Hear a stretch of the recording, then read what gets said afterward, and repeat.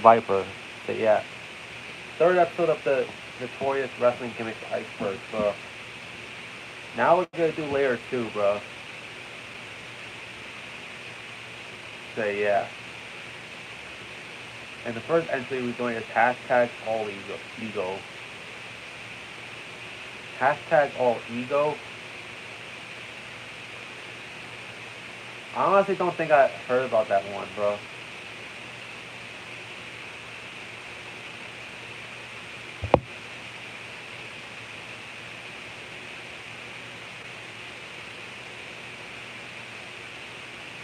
Oh, it's supposed to be Ethan Page, bro.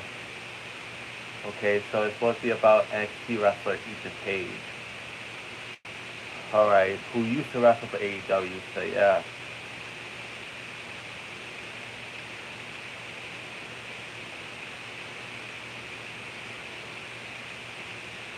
Alright, so it's supposed to be about Ethan Page, okay. I honestly barely watch NXT, that's why. But I do know some people from NXT. Sadly, Ethan Page is not one of them, bro. So yeah. It's crazy how I only know some people from NXT, but some others I don't. So yeah.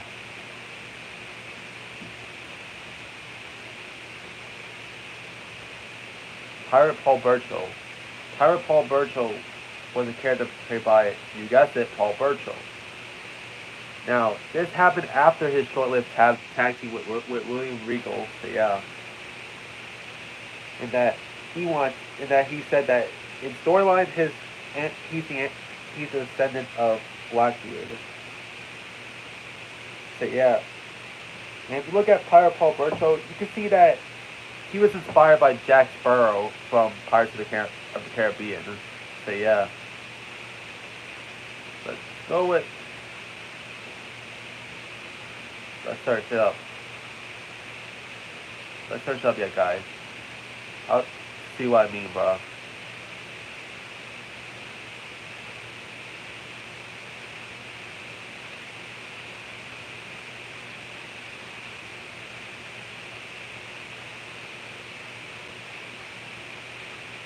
I think I'm spelling it wrong. Oh, here it is. Paul Burchill to the E. Yeah, I was spelling it wrong. Here it is. Pirate Paul Burchill, bro. You can already see that his appearance takes inspiration from Jack Sparrow from Pirates of the Caribbean. So yeah. So it only lasted a couple of months. Most likely because of copyright reasons, probably. I guess, yeah, because I guess Disney found out that Pirate Paul Burchill was being too similar to Jack Sparrow. So as a result, Disney made WWE take the character off of TV. So yeah.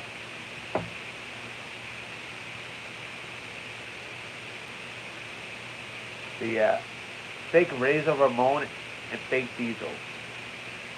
After the real Razor Ramon and Diesel left the WWF in May of 1996, following the current call incident, Jim Ross essentially turned heel. It's actually one of only 2 occasions that Jim Ross was ever a heel. And he claimed that he brought back Diesel and Razor Ramon. However, when they came out to the ring, they were not the same people, bro, that you've seen earlier in the year. Instead, the fake Razor and the fake Diesel were both portrayed by Rick Bonder and Glenn Jacobs, respectively. So yeah. And that they teamed up together, so yeah. Both characters will last until early 1997, so yeah. It's crazy how, well, at least early 1997 on WF television, as they would spend a short while longer as fake Razor and fake Diesel. in the USWA, who had a partnership with the WF at the time. So yeah, and it would end when for Fake Diesel. It would end when he lost the match to Fake Razor in a loser leaves match. Wow. Rick Bonner would drop the Fake Razor gimmick, and he would start going by the name, I think, of Rick Titan in USWA. So yeah. So Rick Bonner would pass away though, sadly.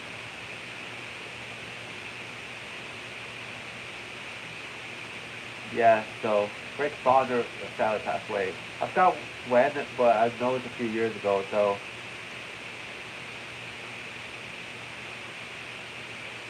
yeah, 2019 passed away. So yeah. Wow, Glenn Jacobs would reemerge in October 1997 as Kane. His most successful gimmick to this very day. So yeah, he would retire from in-ring competition in, I think it was 2021. I think. Wow. And now Jacobs himself is actually currently he's currently the mayor of Knox County, Tennessee. So yeah. Wow, it's crazy, bro. It's crazy how Glenn Jacobs survived a lot of terrible gimmicks in order in in order to become king. So yeah. So yeah. That's fucking crazy. And now with Kane being mayor, that's even more crazy, bro. Well, to be fair, Jesse Ventura was a former wrestler turned politician, and he became the governor of Minnesota, to be fair. So, it doesn't seem that far, it doesn't seem that far-stretched, though. Anyways, let's move on. Beaver Cleavage. Yep, Beaver Cleavage. This was a character betrayed by Headbanger Moss while Thrasher was out with an injury. So yeah. And that this character was based off of Leave It to Beaver. So yeah. And that the main thing people know about this gimmick is that Beaver Cleavage was in a relationship with his own mother, Mrs. Cleavage. Yup, incest, bruh. A son loving his own mother. It's not like the regular mother-son relationship usually. No. It's a more romantic relationship. Let's be honest. And during a promo, Mosh would actually drop the Beaver Cleavage character and would become Chaz.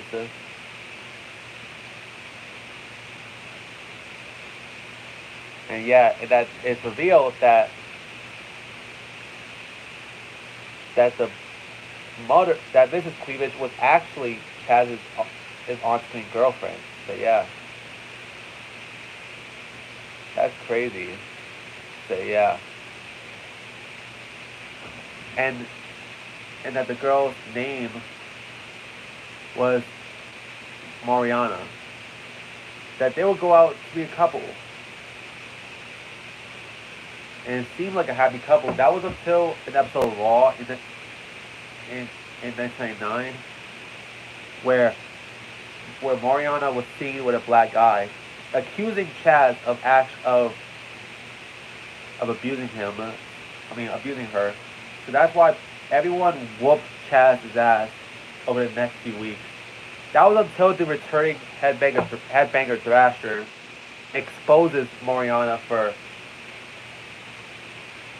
lying about the whole thing, as revealed in a GTV segment, that she was actually putting on makeup to make it seem like she got beaten up. So yeah, basically falsely accusing Chaz of domestically abusing her. So yeah, and with that, Chaz and Mariana characters were both dropped as a result, and the Headbangers would reunite. So yeah.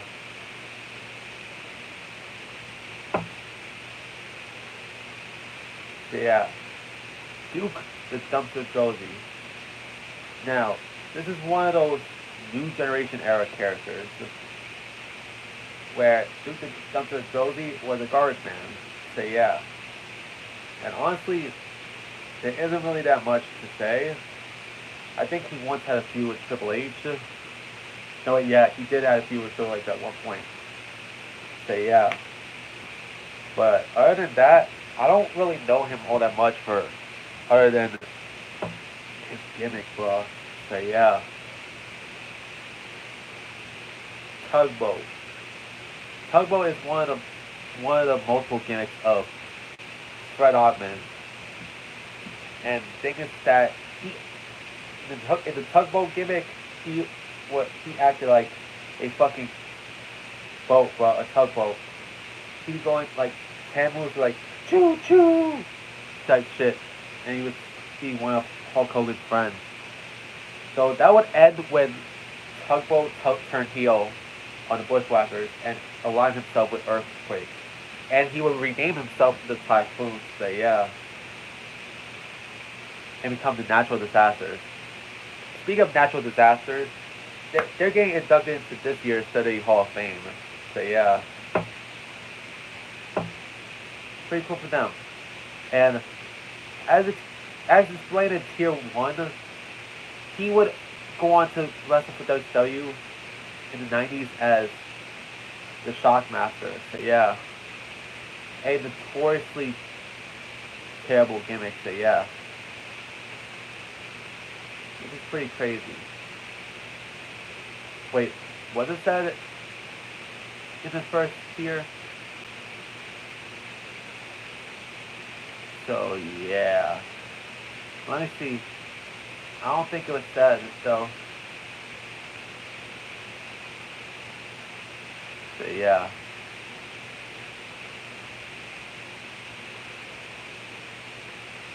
Fantasio. Fantasio was a character in the New Generation era that's supposed to be like a magician. And that, although he had a handful of matches in WWF, only one of those matches, yes, only one match was televised. I think during an episode of Raw, I think, during the match, he would actually do like magic tricks, like do the string things, and even at one point taking his fucking opponent's underwear off at one point. So, yeah, that's crazy. And I think he did that shit to the referee too. So yeah, it was crazy. What's even more crazy is that he would appear years later in TNA as the fake, as Del Rios, a fake ass Scott Steiner, bruh. So yeah.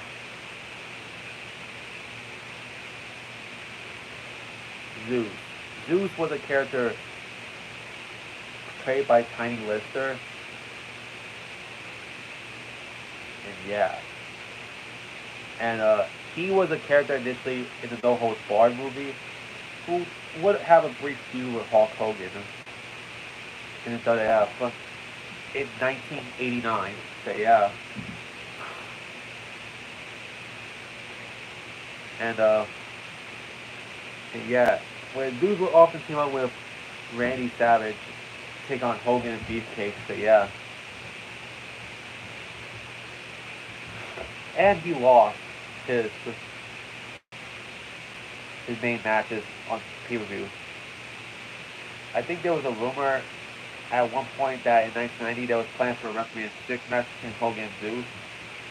However, they ended up scrapping it because of how poorly No Holds Barred the movie performed in theaters. So yeah. Stardust. Stardust is a character portrayed by Cody Rhodes. And I think it was 2014 that he started portraying Stardust. So yeah, which is supposed to be similar to his older brother's gimmick Goldust. So yeah. He did win another tag team title reign with his brother Goldust. So over time, he would start becoming more of a comedy field jobber over time. It's crazy that Cody recovered from this fucking gimmick, bro. He would have this gimmick until he's released for WWE. And then after getting released, he would actually rebuild himself in places like NWA, Ring of Honor, and especially AEW. So yeah.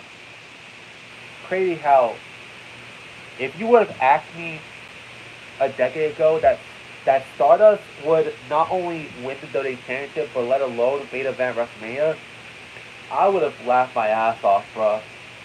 And I would have told you that would have been bullshit. But here we are. This could be the fourth time Cody Rhodes main event to WrestleMania. And before you ask, and before you say, oh, Cody Rhodes is 23 because he made the damn WrestleMania 40. First off, I like to say, night one of WrestleMania counts as the main event. So yeah, it counts. So think of two-night WrestleManias as like music festivals that each person headlines a different night. So yeah, that's what I'm taking it as. Yeah, guys. So technically, he main evented twice at WrestleMania 40, both nights. So yeah. And yes, I'm one of those people that counts night one of WrestleMania as a main event. So yeah. So yeah. Repo Man. Barry Dossel has a couple of gimmicks. He has gimmicks like Khrushchev, most notably Devilish Smash, Repo Man, and Barry Darso, bro. So yeah. Repo Man is a character portrayed by him, and he would essentially steal things from people, bro. He's one person that stole Randy Savage's hat and retrieved the $1 million belt back to Ted DiBiase. So yeah, that's crazy. Curran White. Curran White was the character of Curran White is that he was supposed to be a stereotypical white American, bro. What even crazier part is that his character was portrayed by Chavo Guerrero Jr., a Hispanic wrestler. So yeah, a Hispanic wrestler. A Hispanic wrestler pretending to be white. That's fucking crazy, bro. The only thing he did was briefly feud with Shelton Benjamin, riding the golf cart to some jazzy music.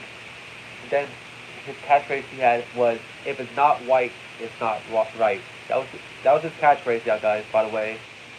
And another notable thing he did was introduce the world to Dolph Ziggler, bro. So yeah. This was actually before the Spirit Squad. Dolph Ziggler first appeared in 2005 on WWE television as Curran White's caddy. So the gimmick would be dropped following Eddie Guerrero's death in November 2005. And afterwards, Ziggler will be repackaged into Nikki from Spirit Squad, and Chavo Guerrero will go back to being Chavo Guerrero. So yeah. Right to censor. In 2000, the WWF was being criticized by the Parents Television Council on the content that they showed on their programming, especially SmackDown, since they mostly targeted broadcast networks, and SmackDown was airing on UPN at the time. But yeah, as they rarely go after cable networks, rarely if ever. But yeah, so as a result of this criticism, the WWF created a group that was supposed to parody the Parents Television Council called Right to Censor. It first started with Stevie Richards not only covering up nudity, but also taking away stuff that deems too inappropriate for WWF television. And then he has Bull Buchanan join him afterwards. And then slowly but surely, more and more members were getting added, including the Godfather, which he renamed himself to the Good Father. Oh, by the way, I forgot to mention that Stevie Richards went by the name of Steven Richards at the time. So yeah.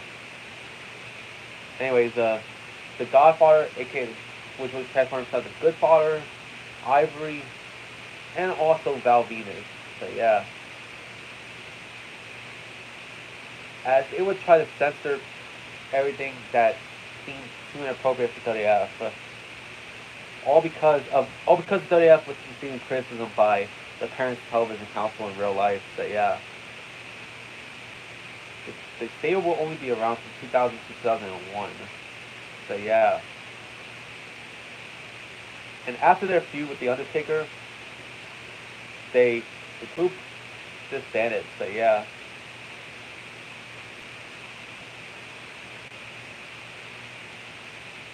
Anyways, yeah. And there was actually a brief moment where the Cat joined the group as part of a stipulation at No Way Out in 2001. It was a match between Steven Richards and Jerry the King Lawler. If Lawler won, Cat gets to expose herself in front of the live crowd. But if Richards won, then the Cat had to join right to censor. The reason why I say this is because the Cat was only in right to censor for a single episode of Raw before she left the company. And as a result of her leaving the company, so did Jerry Lawler as well. So yeah. Although the Cat would never return to WWE, Lawler did on the Raw after Survivor Series. So yeah. Wendy Chu was a character on NXT. And that her character was she would sleep a lot. No joke. She would sleep a lot, bruh. Like dead ass. I never heard a fucking wrestling gimmick where a wrestler loves to sleep a lot. But apparently her character does. Apparently. So yeah.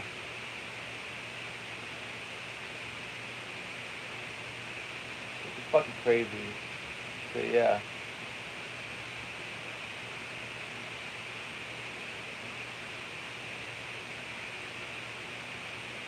So over time, she would drop the sleeping gimmick, and by the time that Evolve aired, Chu was no longer had her sleeping gimmick. So yeah,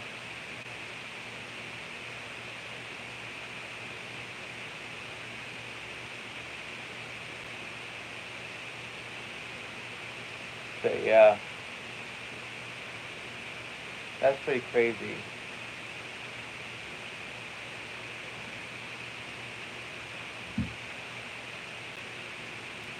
Mark Henry, Hall of Fame. This was a character where Mark Henry would just destroy opponents in 2011.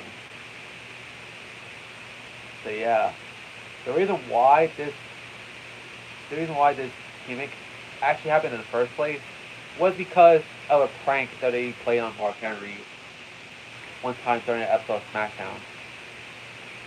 So yeah, he was told that he was going to wrestle Sin Cara. So yeah,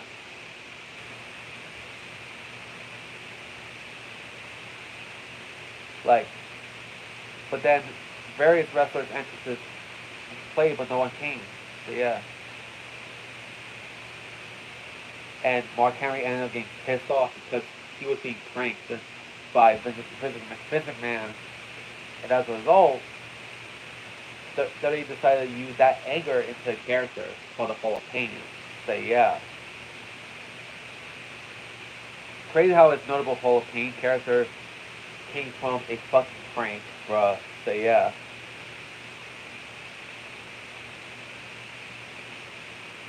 Ahmed Johnson. Ahmed Johnson was a wrestler who wrestled late into the New Generation era and early Attitude Era. So yeah, and he would actually become the first African American to win the Intercontinental Championship. So yeah, And he notably feuded with Farouk for much of his time in WWE. So yeah, hell, even joining up with Farouk at one point, but it ended due to injury. So yeah, one thing people know about him is his rambling promos. Like he rambles a lot, bro. Most likely because of the way he talks. So yeah. And then when he jumped to WCW, he became Big T, and yeah, he was noticeably bigger than what he was in WWE. So yeah. And his wrestling became worse in WCW. So yeah. He would end up teaming up with Stevie Ray to form Harlem Heat 2000. So yeah.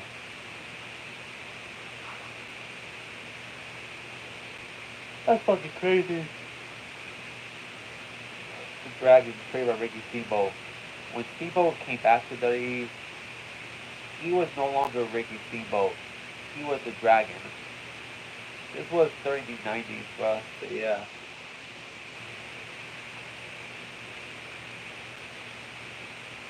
So yeah.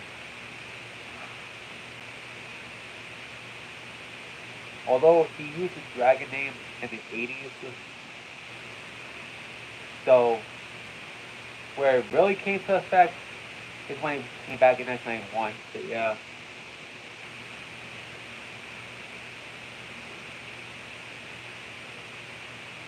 So yeah. And when he came back in 91, they portrayed his Dragon character as a new character, bro. So yeah. So yeah, bro. And when and started his 1991 started his 1991 run with the WWF, WWE doesn't even, WWE never didn't even acknowledge his time as Intercontinental Champion. So yeah. So yeah, bro.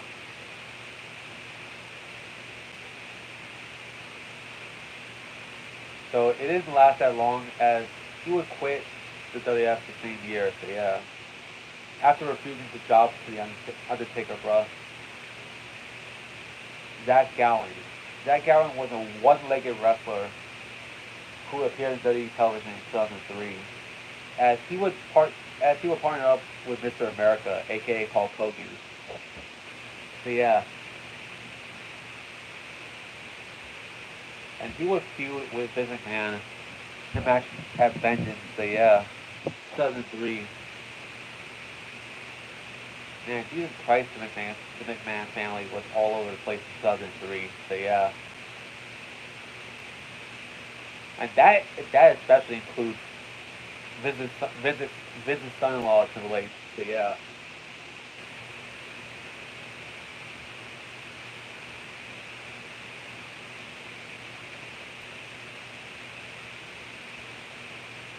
so yeah,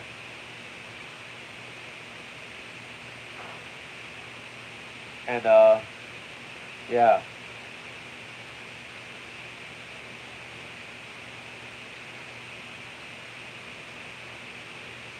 Oh, sorry, I was distracted, bro. So yeah, Vince McMahon defeated Zach Gowen, bro. And then during one moment on SmackDown, so yeah, so yeah, during episode of SmackDown, while Zach Gowen was in a wheelchair, Brock Lesnar, Brock Lesnar would push Gowen down the stairs, bro. Dead ass, bro.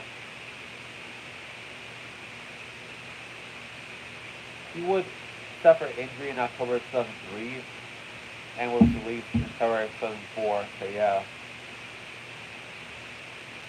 like one interesting fact I found is that he actually participated in American Ninja Warrior. So yeah,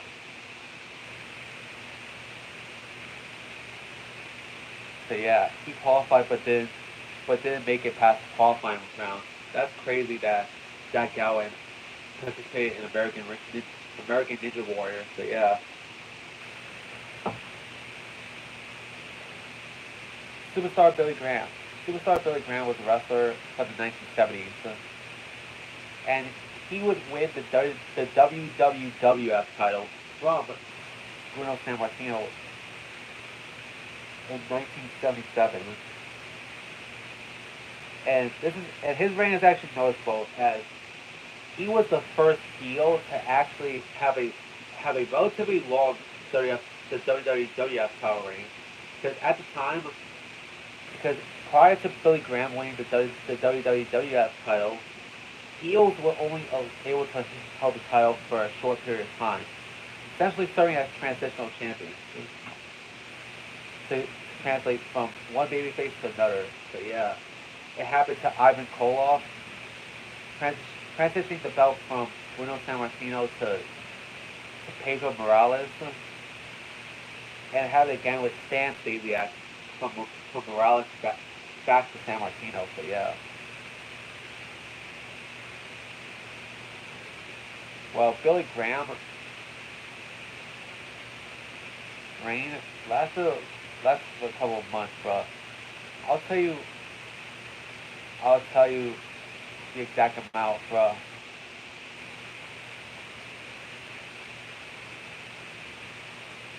The amount, exact reign he had.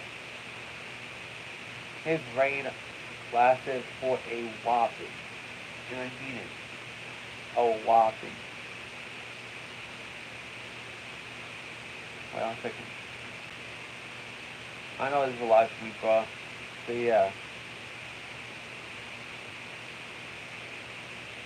Like his reign as the WWF champion lasted for, wait for it, 296 days. So yeah, that's crazy. So yeah.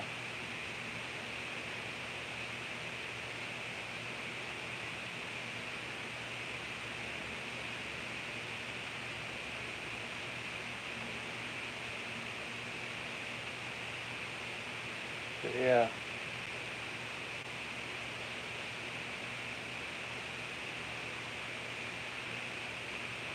That's crazy, bro. So yeah.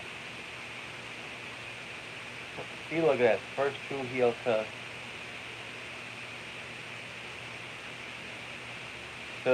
have a long reign with the world title in WWE. So yeah.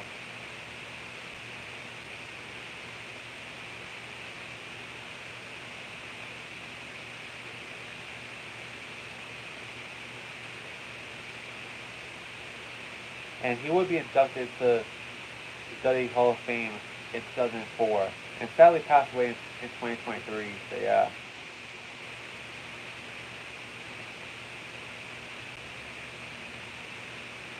So yeah. Viscera. Viscera was a character. You know what? These two actually belong together. Mabel and Viscera. I'm gonna talk about these two together, bro. Since they're both portrayed by the same person. Nelson Fraser Jr., better known as Mabel Viscera or Big Daddy V, was a big wrestler that had, I think, 3 separate stints with the WWE. First one in the mid '90s, where he went by the name of Mabel, as part of the Men on a Mission with Oscar and Mo. So when they turned a heel and attacked Oscar, Mabel would actually become King of the Ring in 1995. Which I don't know why they named him King of the Ring. No disrespect to the man, but he is not a good wrestler. No, let, let alone a safe one, bro. Like, he is not a safe wrestler, bro. Like, he's known for breaking Diesel's back and the Undertaker's nose, bro. That ass. During that time with Mabel, bro. And he was gone in 1996. So he would come back and, although he had a one-off appearance in 1998 with WWF, his official return would be in 1999 at the Royal Rumble at Mabel. So the next night he he repackaged as Viscera, bro. Somewhat of a gothic character, so yeah. One of the craziest things is that despite having 3 separate runs in the WWE, Viscera only won a title twice ever. Once once with the World Tag Titles at a house show with Mo as part of Men on Mission, and another one is the Hardcore title at WrestleMania 2000. So yeah. So both of those reigns are very short-lived. So yeah. And Viscera will be gone again, would be part of the Ministry of Darkness. So yeah. And he was gone again in 2000. He would return again in 2004. Initially on SmackDown, during The Undertaker's feud with JBL. So yeah. Where he and Gangrel, where Viscera and Gangrel were brought back, as they were former members of the Ministry of Darkness. So yeah. They would simply just call themselves the Ministry in 2004. So after his one-off appearance, Gangrel was taken off TV while Viscera was kept. Alvia moved over to the Raw brand. So yeah. And it basically has a similar character to the Ministry of Darkness character. That was until 2005, where he started to change his character to the world's largest love machine. A big dude that is in love with women. So yeah. And he even have a brief storyline relationship with ring announcer Lillian Garcia. So yeah. That was until he dumped Lillian and started hanging out with the Godfather's hoes. So yeah. So this Viscera character ended in 2007 when he was moved over to the ECW brand and was repackaged into Big Daddy V. So yeah. A monster character who was basically a shirtless Viscera, essentially. So yeah. Who claimed to be the Mastodon of ECW. So yeah. This will last until he was released in 2008. So yeah. That's crazy. The Oddities. The Oddities were a group of wrestlers consisting of Golga, aka Earthquake, alongside Luna Vachon, Kurgan, and the Giant Silva. And for a brief time, the Jackal and Sable for a brief time. Initially, the Oddities were heels initially. That was short-lived until they turned face. So yeah. The one notable thing about the Oddities is their association with the Insane Clown Posse, ICP. A rap duo consists of Violent J and Shaggy Tudo, who are known for their horrorcore raps. So yeah. See. And their impact in the Juggalo community. How they were the inventors of the Juggalos. So yeah.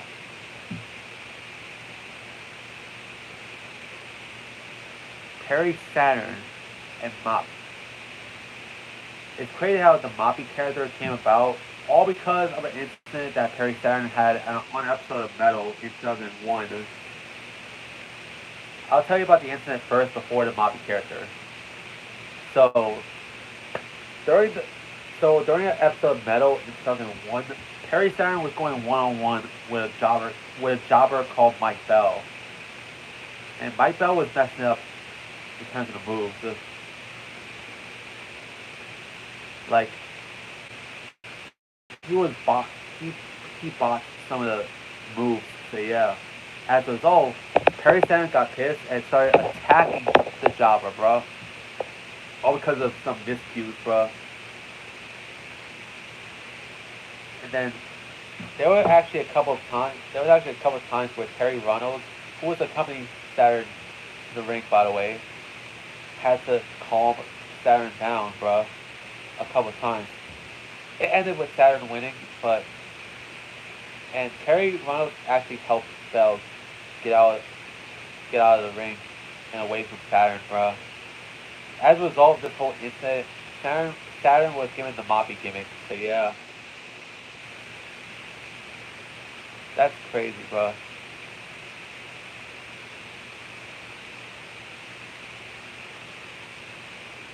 Although, although the Moppy gimmick was actually pretty popular for Saturn, bro, it's actually the most notable thing he did for WWE. So they ended up, so the Moppy gimmick was scrapped during later that year during Saturn's feud with Raven, when when Raven destroyed Moppy with a wood chipper. So yeah.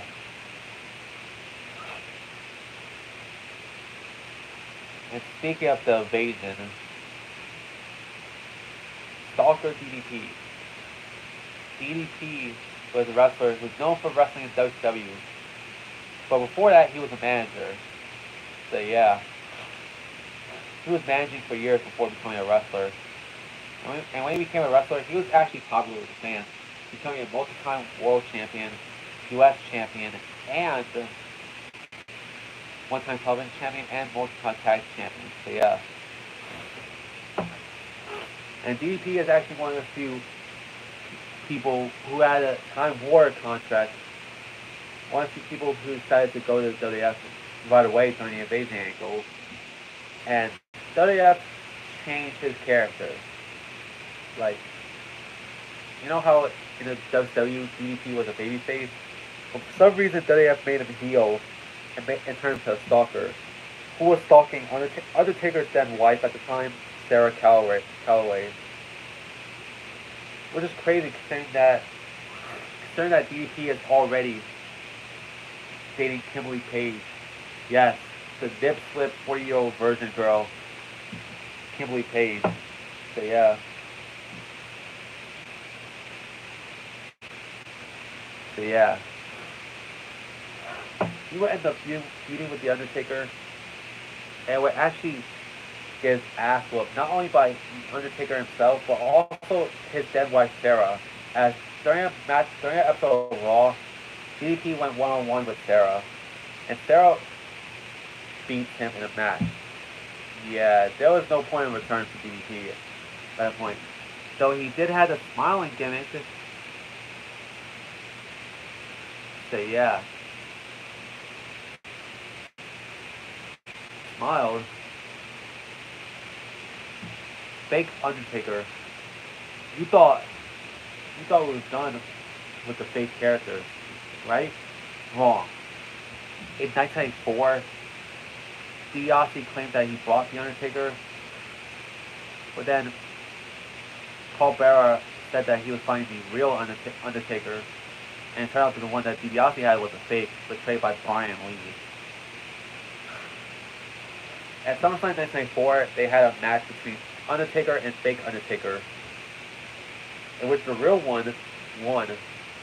By the way, that match was actually the main event of SummerSlam 1994.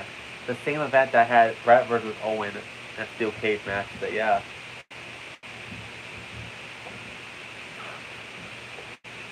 So yeah. So the fake Undertaker will resurface in WWE in 1997 as Kane.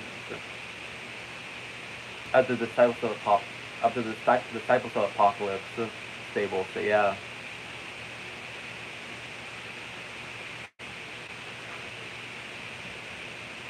Husky Harris. Husky Harris was a character portrayed by Wyndham Rotunda, who participated in the second season of NXT and was a part of the Nexus from 2010 to 2011. And the character was that he was big. That's it. He was big. So he will be gone from WWE in 2011 and would return in 2013 as Bray Wyatt. Yeah, the more noble character. Sadly, he passed away, guys. In 2023, rest in peace, Bray Wyatt. The Berserker. Okay, the Berserker. I don't even know who the fuck is the Berserker. Look, I was born in 2001. Some wrestlers I don't even know of, so you gotta cut me some slack with some wrestlers, bro. John Nord, aka the Berserker, was a wrestler in the WWF. So yeah, in the 90s. So yeah. He was originally Viking, but then we named him the Berserker. So yeah.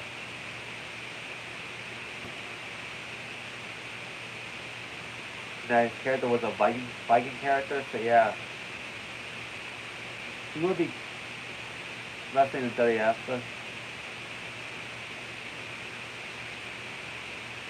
He really. So yeah. So the Berserker was essentially a toned down version of a Blues of Brody's character. So yeah.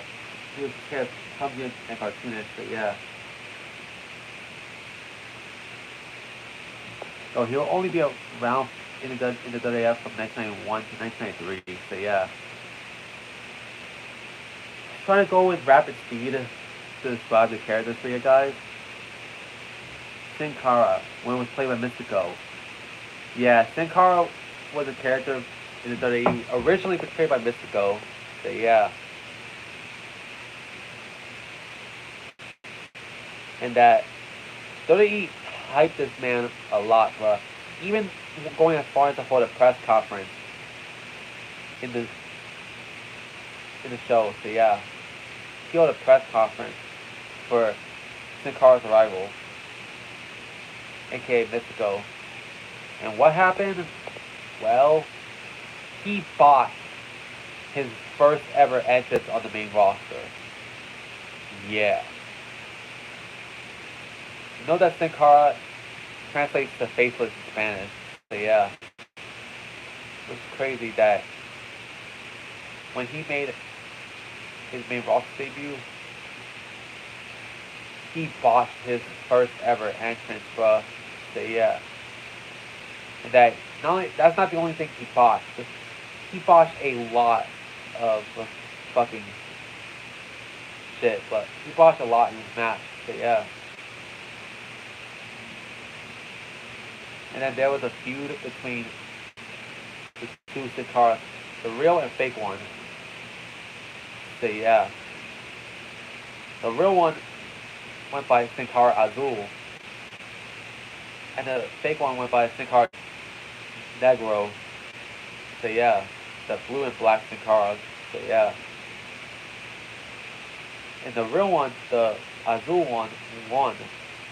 As a result, the fake one, the black one, unmasked and revealed to be Udico under the mask. So yeah.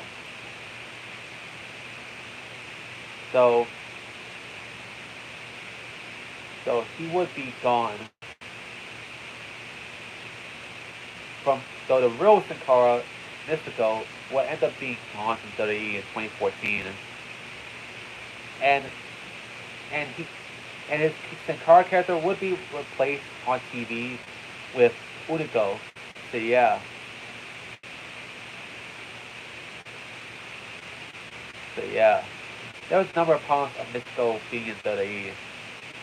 First off, he debuted straight onto the main roster right away, instead of going to FCW at the time, where he could have learned the WWE style. Second of all, he refused to learn English. That's the second part, which actually affects his performances, because in the WWE, you're required to learn English in the WWE. So yeah.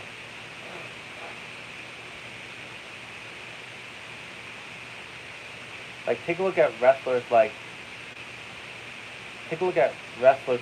Andrade, Dragon Lee, Io Sky, or Julia. They all had to learn English in WWE. So yeah. They probably did learn English prior, but but still the point still stands. So yeah.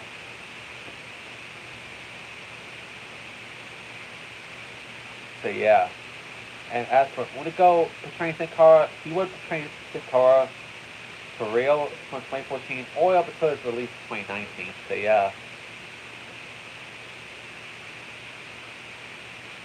What Pete Dunne. Forge was a character portrayed by Pete Dunne, and that he teamed up with Sheamus. So yeah. Created out WWE repackaged Pete Dunne a former NXT UK champion into one of like Sheamus's minions, or better, one of his lackeys. So yeah, that's so fucking crazy, bro. So yeah.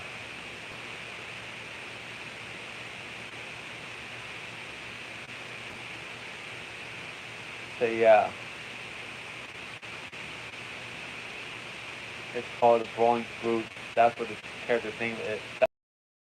So yeah. They were a heel stable, so yeah. So this group would end up disbanding in 2023. And Dunn himself would go back to being Pete Dunne, so yeah. He would go back to being Pete Dunne after the group split up, so yeah. And would be part of a tag team with Tyler Bate as part of the Newcastle Republic tag team, so yeah.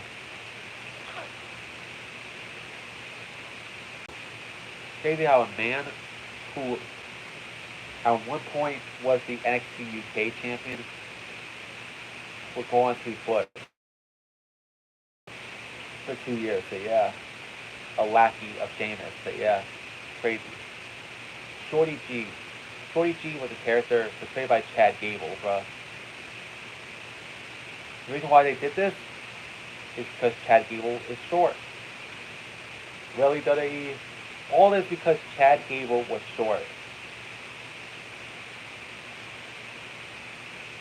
Well, to be fair, he is, even though that he's 5'8", even though that he's not that tall, at least he can actually wrestle. Like, there's no need to remind the people that he's short. Like, just let him wrestle, bro. So yeah.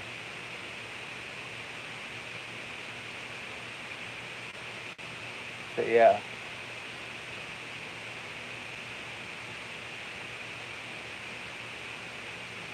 Yeah.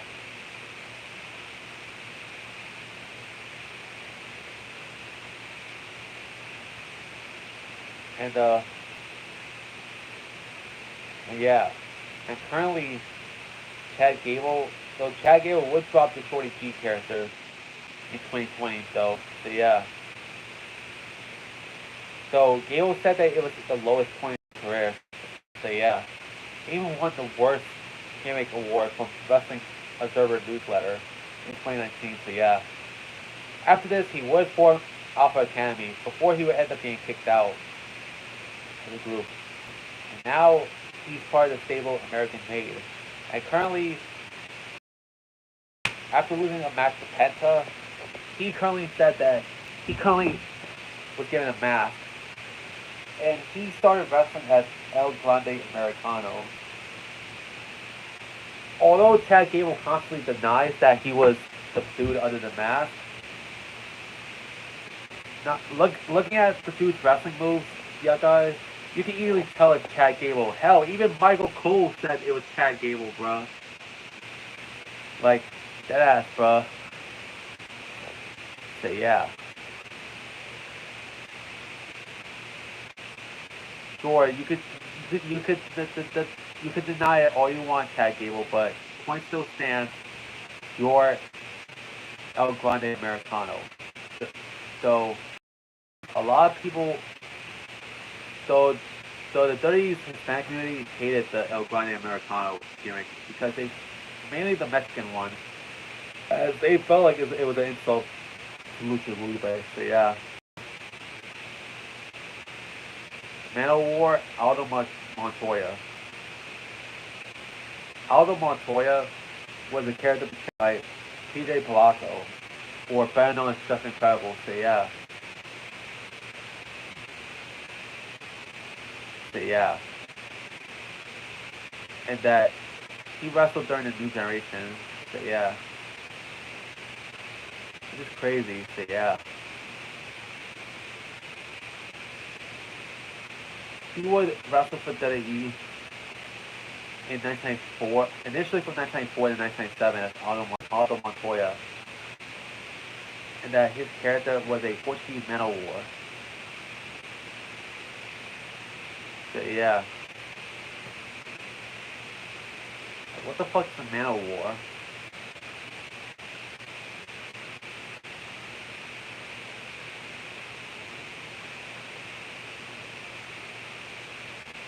Oh, that thing right there. Still don't know what it is, so.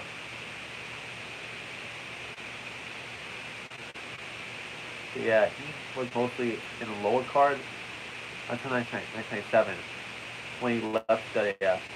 And he would enter ECW. He would enter ECW originally under the name PG 187, then later PJ Walker, and then shortly after that, he would rename himself into Just Incredible, the name that we know him as now.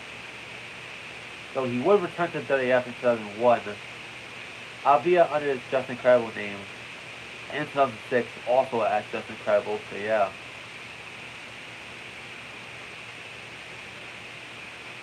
So yeah. Which is crazy. So yeah.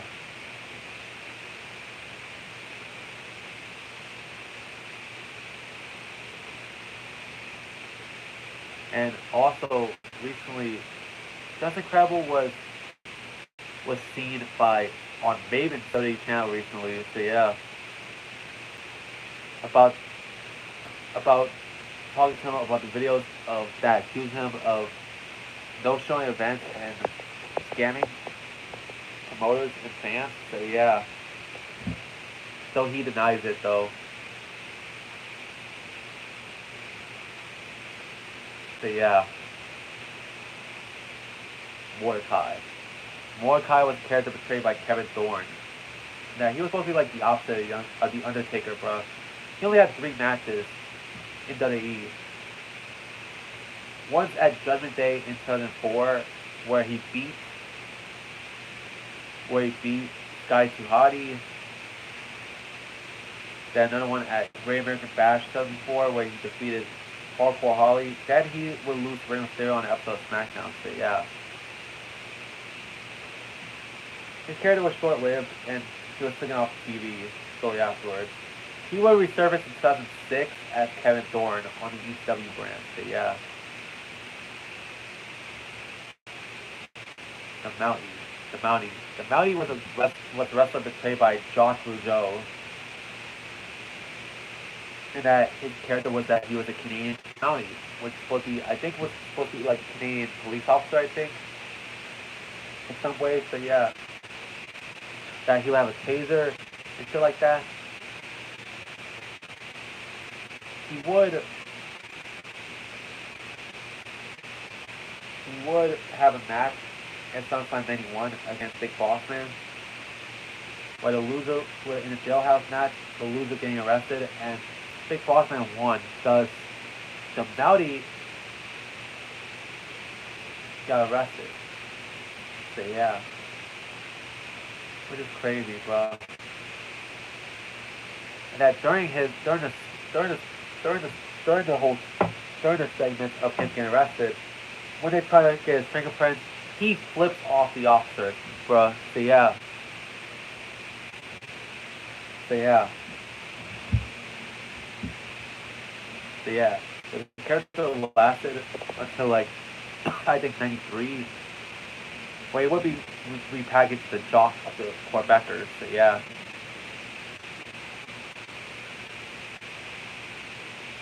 Where he teamed up with Pierre. So yeah. George the Animal Steel.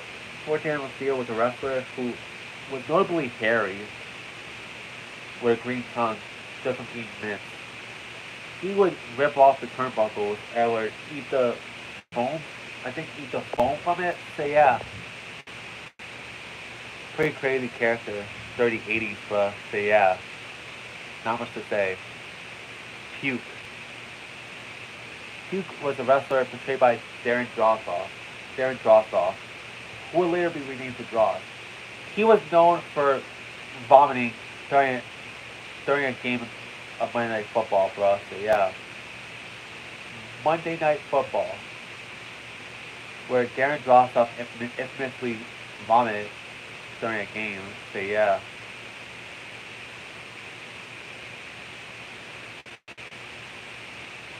So yeah. So what happened, you might ask? During a game of Monday Night Football in in, in the 90s,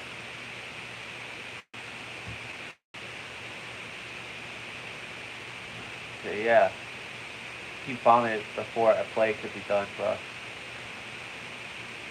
So he notably played for the Broncos during that time in 1993. So yeah.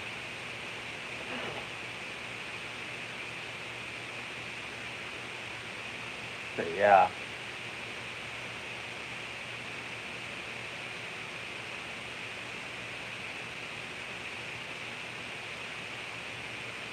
Let me see.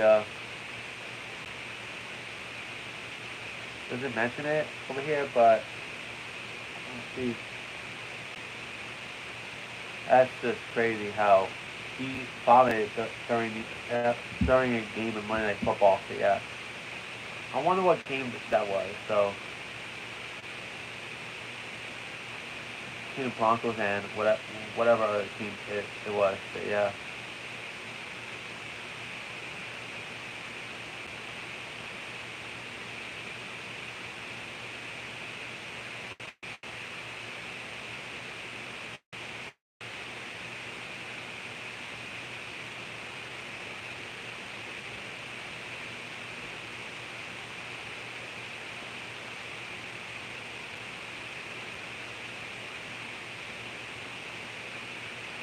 Let's see something, bro.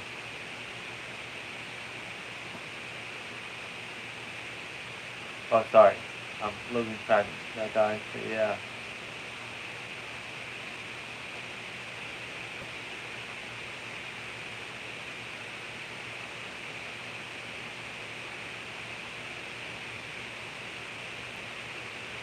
Technically, Denver Broncos season. Let's see what game that Darren Goff off Houston, bro.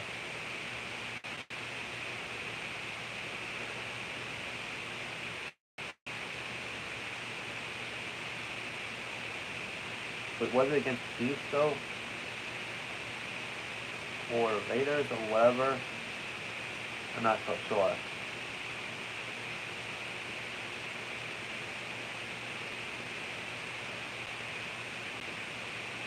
Okay, let me see what game he puked in, bro.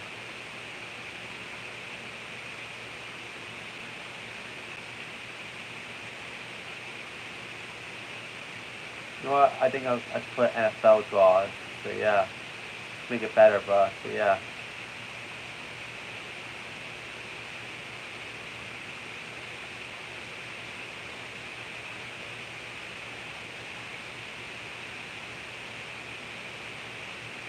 Oh, it was almost every game during the 1983 season. So yeah, the most notable one was the Monday Night Football one. So yeah, that's crazy, bro. Yeah, that's fucking crazy. That's one of the things he's known for is vomiting during several games on in the NFL. So yeah, that's why he got nicknamed Puke from. So yeah, and he would be in the WWE. He would be a third member to the Legion of Doom stable, to the tag team. This was during the time where Hawk was dealing with drug and alcohol issues. So yeah, and that it said in storyline that Draws was was enabling Hawk. So yeah, and during one notable moment on Raw, Puke, Puke Hawk was trying to jump off the set, but then Draws could come up and try to save him, only for him to push Hawk off the stage. So yeah, that's fucking crazy. That's one moment he's known for, but it just sucks how his wrestling career ended, bro. His Raw's wrestling career ended during a taping of SmackDown in 1999. It was a match between him and D'Lo Brown. Like Raw's wearing a loose shirt, so Brown couldn't grip Ross properly. As a result, he botched the powerbomb, which ended up leading to Ross being paralyzed. And never, he actually never walked again after that matchup, let alone wrestle. Yeah, he would end up being paralyzed for the rest of his life, passing away in 2023. So yeah, Ross Ross Ross said that it was an accident and that and to not and that Bill Brown was not the person to blame. Yeah, it was just an accident. So yeah.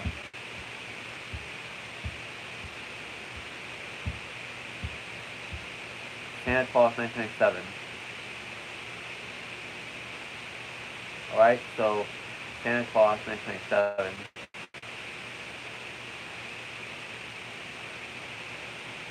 WWE Santa 1997. I'm gonna just put Santa 1997. So yeah.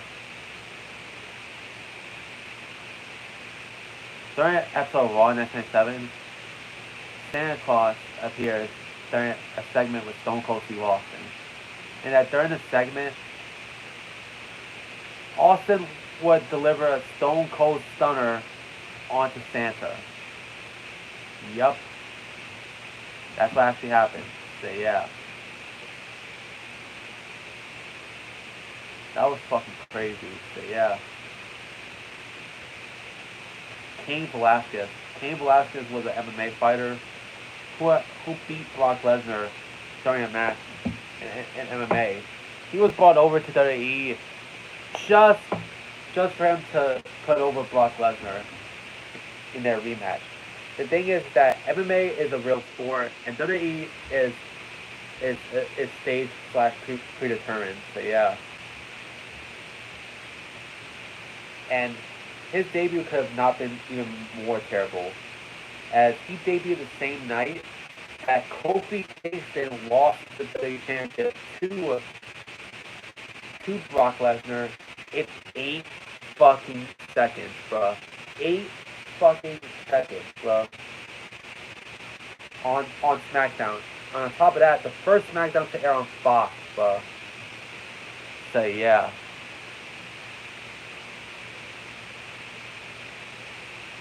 So yeah. If this doesn't scream burial of Kofi Kingston, then I don't know what it is, bro. Like, Kofi never got his rematch against Lesnar. Cain Velasquez got his ass beat at Crown Jewel 2019 in 1 minute. Like, if y'all wanted y'all rematch, y'all could have done it at UFC, bro. Because at least over there, people would have probably been hyped for the rematch, but instead of WWE. And hell, Lesnar did not need to win the WWE Championship from Kofi on top of that. So yeah, he didn't need it. So yeah. So yeah. Anyways, I'm gonna do what I did for tier 1, y'all guys, and that is make it a 2-parter for the tier. So yeah.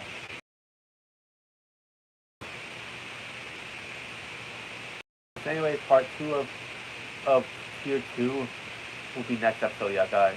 So I'll see you guys next time. Vibration TV sign off.